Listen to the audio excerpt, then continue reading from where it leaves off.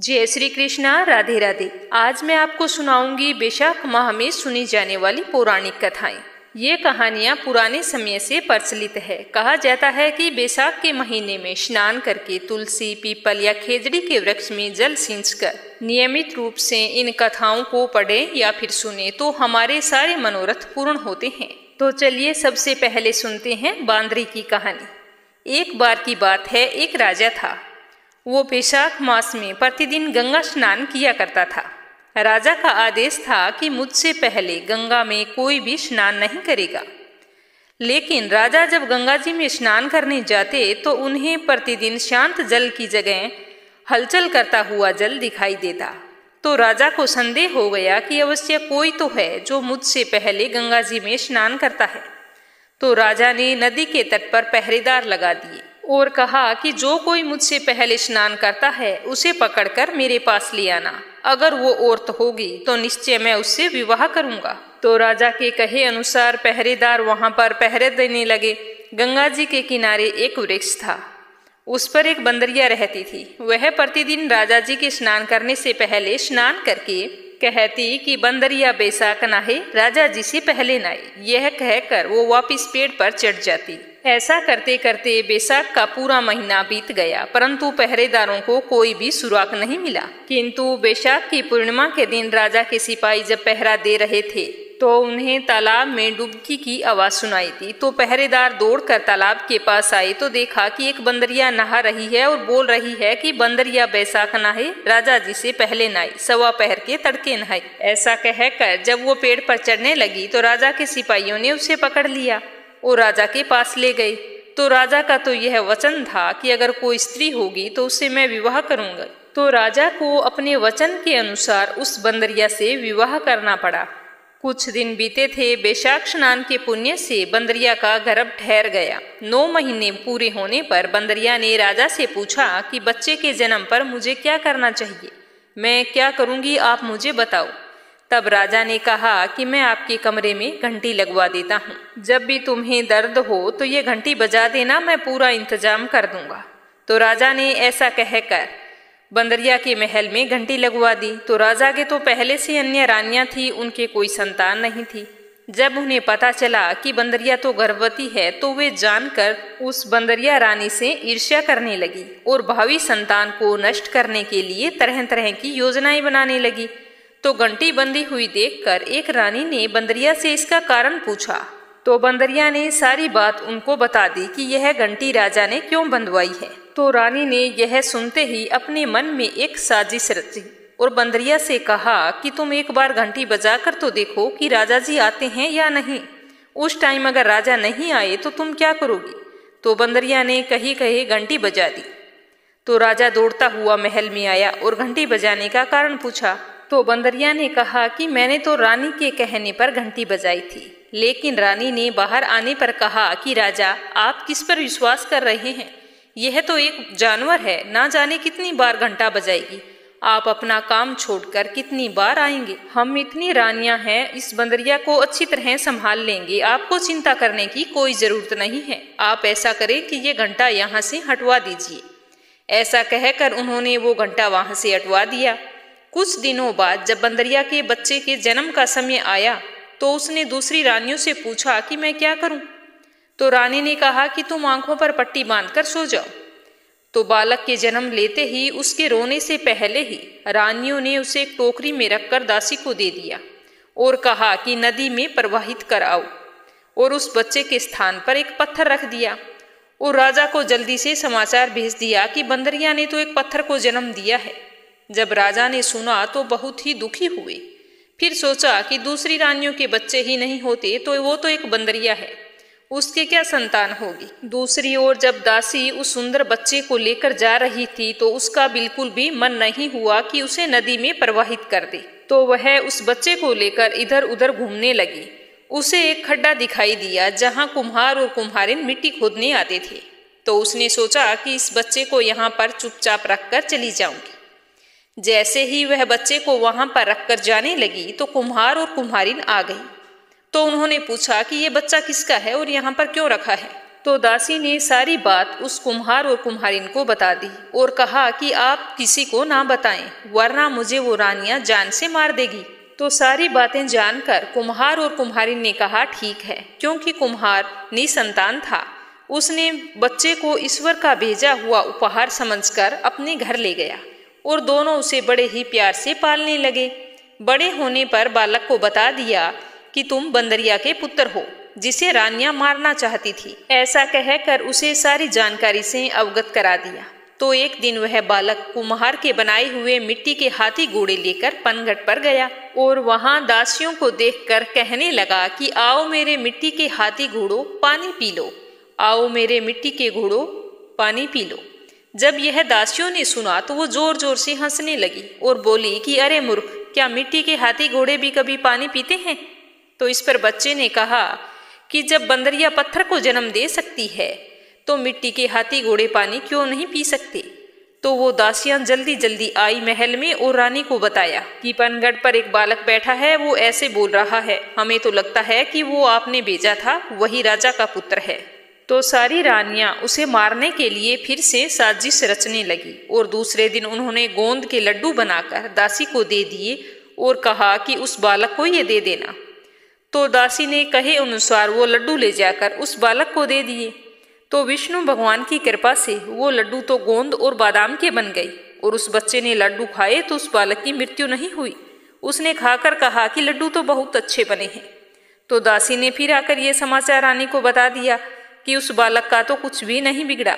तो सारी रानियां राजा के पास गई और कुम्हार के बारे में उल्टी सीधी बातें बोलकर राजा के कान भर दिए और कहा कि कुम्हार को देश से बाहर कर दो। तो राजा ने कुम्हार को देश से निकलने का आदेश दे दिया।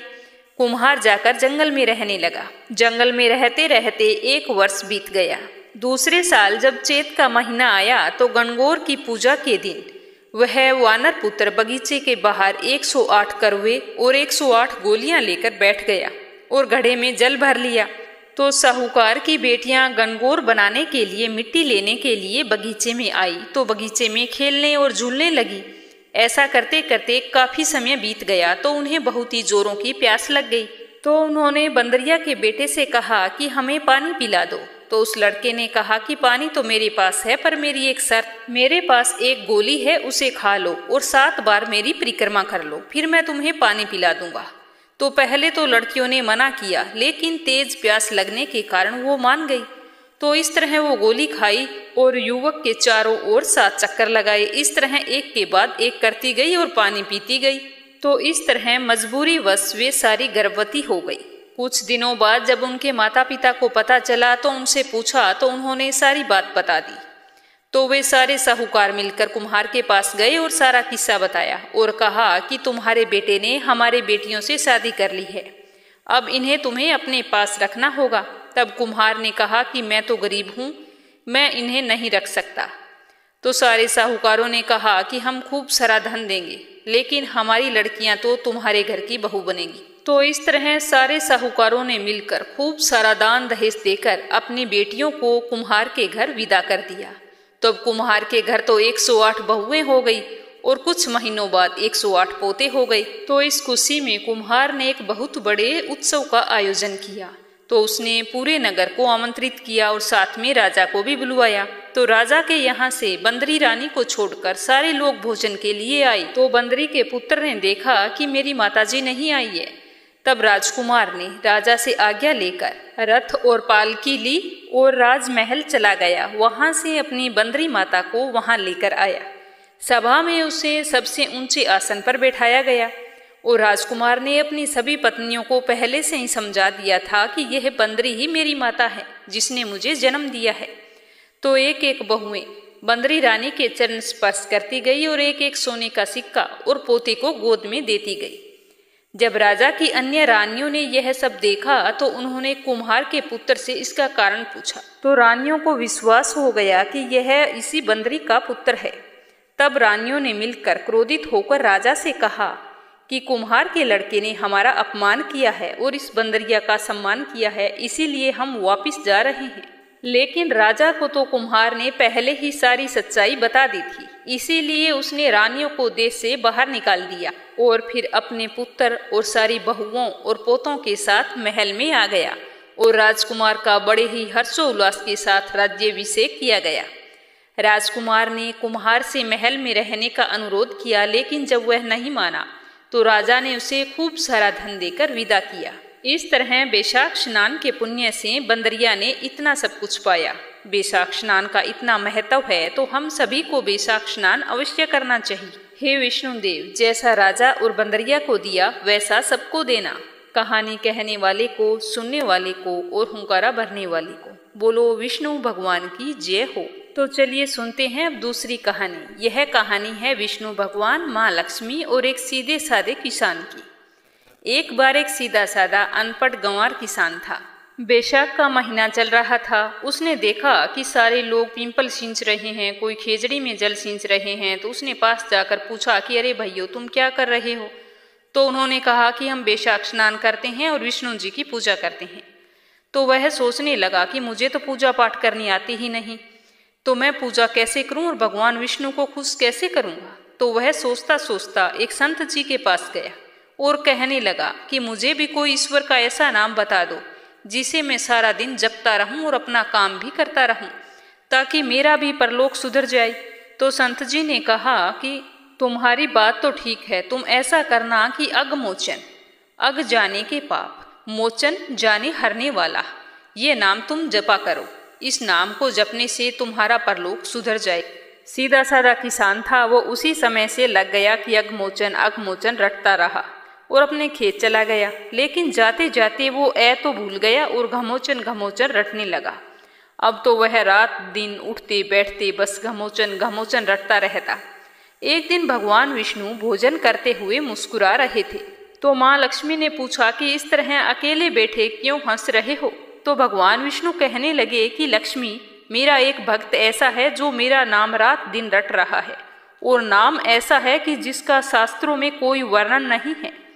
नाम चाहे वो गलत ले रहा हो, लेकिन उसके मन में मेरी ही लीला है, उसका ध्यान सिर्फ मुझ में ही लगा है, उसके मन में मेरी ही छवि है। उसके गलत नाम लेने के कारण ही मेरे मुख पर मुस्कान आई है।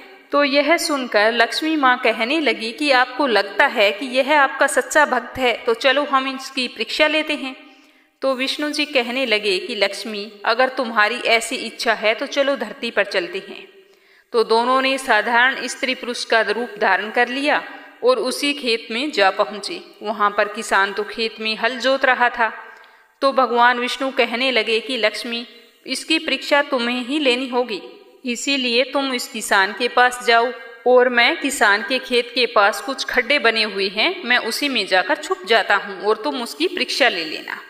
तो माँ लक्ष्मी किसान के पास गई और पूछने लगी कि आप किसका नाम जप रहे हो? तो किसान कुछ भी नहीं बोला। तो लक्ष्मी जी बार बार वही रट लगाई रखी, लेकिन किसान तो चुप रहा। उसके ध्यान में किसी कोई प्रकार का विघ्न ना पड़ जाए, वो बस चुपचाप घमोचन नाम रट रहा था। लेकिन लक्ष्मी जी ने फिर भी पूछना बंद नहीं किया कि किसका नाम रट रहे हो, मुझे बताओ, आप घमोचन क्यों कर रहे हो?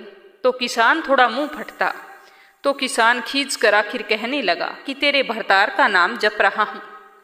तो लक्ष्मी जी ने सोचा कि शायद किसान ने मुझे पहचान लिया है। तो लक्ष्मी जी फिर पूछती है कि अगर मेरे भरतार का नाम जप रहे हो तो बताओ मेरा भरतार कहाँ है? तो किसान को और गुस्सा आ गया। तो उसने कहा कि किसी खड्डे में होगा, जाओ ढूंढ लो। तो यह सुनते ही महालक्ष्मी जी ने विष्णु जी को पुकारा कि प्रभु बाहर आ जाओ, यह तो सचमुच आपका सच्चा भक्त है, इसने तो मुझे भी पहचान लिया और आपके बारे में भी सब कुछ जानता है। तो भगवान विष्णु और माँ लक्ष्मी जी ने उसे साक्षात अपने दिव्य रूप के दर्शन दिए और आशीर्वाद दिया। कहा कि भगवान तो भाव के भूखे होते हैं, निश्चल भाव से सच्चे मन से जो भी भगवान जी को जपता है अवश्य ही उसके सारे मनोरथ पूर्ण होते हैं। बोलो लक्ष्मी नारायण की जय हो। तो चलिए अगली कहानी सुनेंगे गणेश जी की, क्योंकि गणेश जी की कहानी हर्त वर्त पूजा पाठ और कथा के बाद में अवश्य सुननी चाहिए। एक तालाब में एक मेंढक और एक मेंढकी रहा करते थे। मेंढक तो आलसी था, लेकिन मेंढकी सवा पहर के तड़के उठती और स्नान करती और सवा पहर दिन चढ़ने तक गणेश जी भगवान की पूजा किया करती थी। तो मेंढक उसे रोजाना देखता और कहता कि ये कैसी तेरी पूजा है, जो रोजाना ना गार खाती हो ना मिट्टी खाती हो, बस चुपचाप बैठी रहती हो। कहाँ है तुम्हारे गणेश भगवान, मुझे भी तो दिखाओ। लेकिन मेंढकी कुछ भी ना कहती। ऐसा करते करते समय बीतता गया। एक दिन गांव की कुछ औरतें घड़े लेकर पानी लेने के लिए आई। जैसे ही उन्होंने मटकी डुबोई तो मेंढक और मेंढकी दोनों उस घड़े में चली गई। तो उस औरत ने घर ले जाकर उस घड़े को सीधा भट्टी पर चढ़ा दिया और नीचे आग जल रही थी। तो मेंढक कहने लगा कि मेंढकी, मैं तो जल रहा हूँ। तो मेंढकी कहती है कि मुझे तो ठंडी हवा आ रही है, मैं तो बिल्कुल भी नहीं जल रही हूँ। तो मेंढक बोला कि आज तुम्हारे गणेश जी को बुलाओ, अगर हमारी जान आज बचती है तो मैं तुम्हारे गणेश जी को मानता हूँ। मैं भी रोजाना 1.25 पहर चढ़ने तक गणेश जी की पूजा किया करूँगा। तो मेंढकी ने मन ही मन गणेश भगवान का स्मरण किया। तो स्मरण करते ही 2 गोधे लड़ते लड़ते आए और उस घड़े से टकरा गई। वह घड़ा फूट गया और मेंढक और मेंढकी वहां से निकले और वापिस तालाब में चले गए। और वहां जाकर दोनों रोजाना सुबह जल्दी स्नान करते और बाद में 1.25 पहर दिन चढ़ने तक गणेश भगवान की पूजा करते। उसी के बाद खाना खाते। हे गणेश भगवान, जैसा फल मेंढक और मेंढकी को दिया वैसा सबको देना। तो चलिए अब अपने सुनेंगे लपसी और तपसी की कहानी। यह कहानी हर वर्त कथा के साथ पढ़ी और सुनी जाती है। एक लपसी था, एक तपसी था। तपसी हमेशा भगवान की तपस्या में लीन रहता था। लपसी रोजाना 1.25 सेर की लापसी बनाकर भगवान को भोग लगाता और फिर कुछ जीम लेता। एक दिन दोनों लड़ने लगे। तपसी बोला कि मैं रोज भगवान की तपस्या करता हूँ, इसीलिए मैं बड़ा हूँ। लपसी बोला कि मैं रोजाना 1.25 सेर लापसी का भोग लगाता हूँ, इसीलिए मैं बड़ा हूँ। तो दोनों ऐसा करते करते जोर जोर से लड़ने लगे। तो वहां से नारद जी गुजर रहे थे। दोनों को लड़ता हुआ देखकर उन्हें पूछा कि तुम भाई लड़ क्यों रहे हो दोनों। तो तपसी ने कहा कि मैं बड़ा हूँ, अपना कारण बता दिया। और लपसी ने भी अपना कारण बता दिया। तो नारद जी बोले कि इतनी सी बात हो तुम लड़ाई कर रहे हो, मैं तुम्हारा फैसला कर दूंगा। दूसरे दिन सवेरा होते ही लपसी और तपसी नहाकर अपनी रोज की भक्ति करने आए। तो नारद जी ने छुपकर 1.25 करोड़ की एक अंगूठी उन दोनों के आगे रख दी। तपसी की नजर उस पर पड़ी तो उसने चुपचाप अंगूठी उठाकर अपने नीचे दबा ली। और लपसी की नजर अंगूठी पर पड़ी, लेकिन उसने ध्यान नहीं दिया। उसने तो बस लापसी बनाई और भगवान को भोग लगाया और लापसी खाने बैठ गया। तो नारद जी दोनों के सामने आ गई। तो दोनों ने पूछा कि अब बताओ हम में से बड़ा कौन है।